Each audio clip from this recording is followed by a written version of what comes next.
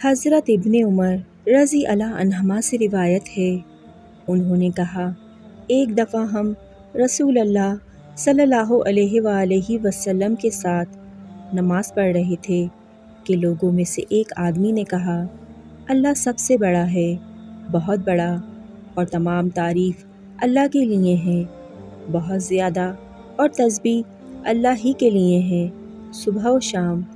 رسول اللہ صلی اللہ علیہ وآلہ وسلم نے پوچھا، فلاں فلاں کلمہ کہنے والا کون ہے؟ لوگوں میں سے ایک آدمی نے کہا، اللہ کے رسول، میں ہوں۔ آپ نے فرمایا، مجھے ان پر بہت حیرت ہوئی۔ ان کے لیے آسمان کے دروازے کھول دیے گئے۔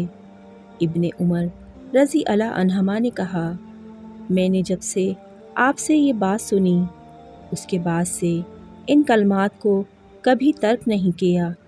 مقدام رضی اللہ عنہ سے مرفوع مروی ہے کہ کوئی بھی انسان دوران پیدائش یا بوڑھا ہو کر مرا اور لوگ ان عمروں کے درمیانی عمر میں ہی ہوتے ہیں تو وہ قیامت کے دن 30 سال کا اٹھایا جائے گا۔ اگر وہ جنتی ہوگا تو آدم علیہ السلام کی بناوٹ اور یوسف علیہ السلام کی صورت اور ایوب علیہ السلام کے دل پر بنایا جائے گا، اور اگر وہ جہنمی ہوں گے تو ان کے جسم بڑے بڑے کر دیے جائیں گے اور پھیلا دیے جائیں گے جس طرح پہاڑ ہوتے ہیں۔